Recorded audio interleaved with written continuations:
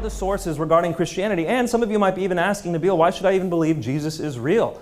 Why should I ever even believe that he's a man who existed? The first thing I'm going to start off by telling you is that it is incontrovertible according to the historical principles of investigation that a man named Jesus existed in the first century. How do we know this? We have over 40 records of Jesus' life from ancient times describing this man who is essentially a carpenter in Palestine. He didn't have much of anything. He wasn't a centrally important figure at the time, yet we have 40 sources that refer to him. You know who the emperor was at Jesus' time? Someone shout it out.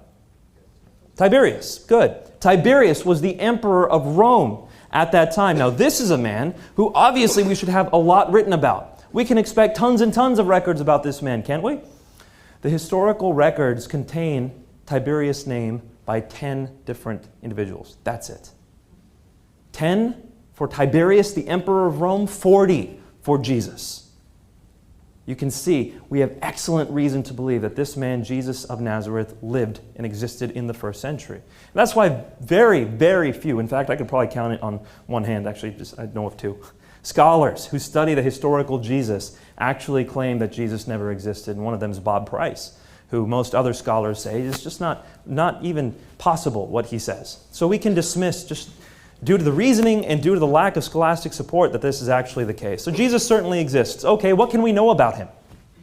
Well, of the scholars that study him, and keep in mind there is an entire area of historical studies called historical Jesus studies. So we have scholars who've been studying this on all sides. These aren't all Christians by any means.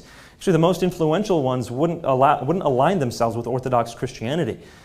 You have people like Paula Fredrickson, Marcus Borg, Bart Ehrman. You have people along these lines who would say, like John Dominic Crossan, who would say that of Jesus we can know for a fact that he died on the cross. Now keep in mind, that's one of our 3 points that we're proving for Christianity or attempting to show to determine its reliability. Did Jesus die on the cross? The scholars who study his life, regardless of whether they're atheist, Buddhist, agnostic, Hindu, Christian, it doesn't matter. They all conclude that Jesus died on the cross. Now, if I left it there, it would be an appeal to authority, and we're trying to be academically rigorous tonight, so I'm not going to do that. I'm going to give you some of their reasons why they believe Jesus died on the cross, but we're going to keep it brief because scholars are unanimous on this issue. By the way, it's not just them. Even Muslim scholars will argue that Jesus did die on the cross. How many of you heard of Reza Aslan's book recently, Zealots, that came out this year? A few of you? Reza Aslan's a scholar who has studied the historical Jesus. And as a Muslim, he says, yes, Islam denies Jesus' death on the cross, and I am a Muslim, but I confirm that Jesus' death on the cross is historically certain. In fact, he builds his whole book off the fact that Jesus died on the cross. So even as a Muslim, he says Jesus died on the cross. So why? Why do they say this? Well, because first off, all the evidence that we have, all the records of Jesus' life, which talk about his death, indicate that he did die. If they say anything, it says that he did die on the cross under Pontius Pilate, which is why Paula Fredrickson says, if there's anything we can know about Jesus, anything at all, it's this, that he died on the cross under Pontius Pilate. If you go away from Christian records, you go to Jewish records like Josephus, we can also see in the first century that non-Christians are saying Jesus died on the cross. We go to Gentile scholars, they are also agreeing that Jesus died on the cross. And in fact, we also have some of them saying that these people believe he has risen from the dead. We'll get to that in just a moment. So we have excellent reason to believe Jesus died on the cross because all the records point to that.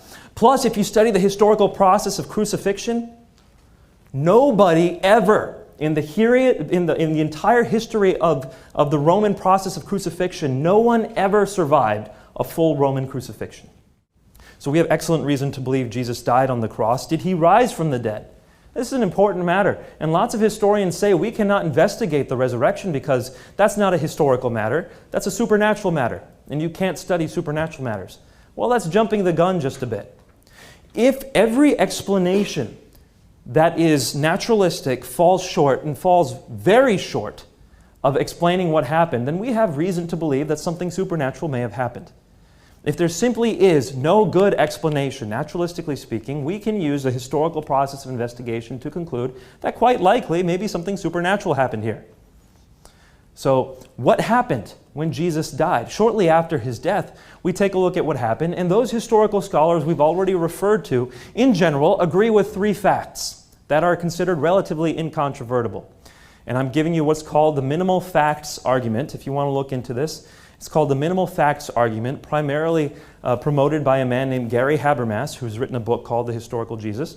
Also by his protege, Michael Licona, who's written a book called The Case for the Resurrection of Jesus. He wrote it alongside Gary Habermas. And he's also written his manifesto, a rather large book that serves well for curing insomnia. He's written that as well. Sorry, Mike. He's written that as well. And if you want to look at a very thorough investigation of the historical method on whether or not Jesus died, I suggest you take a look at this book published by Erdman's. Michael Licona is the author.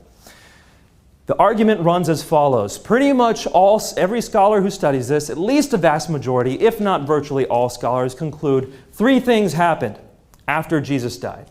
Well, number one, the first one is that Jesus did die on the cross, which we just looked at. Number two, that the disciples, Jesus' disciples, all believed he had risen from the dead.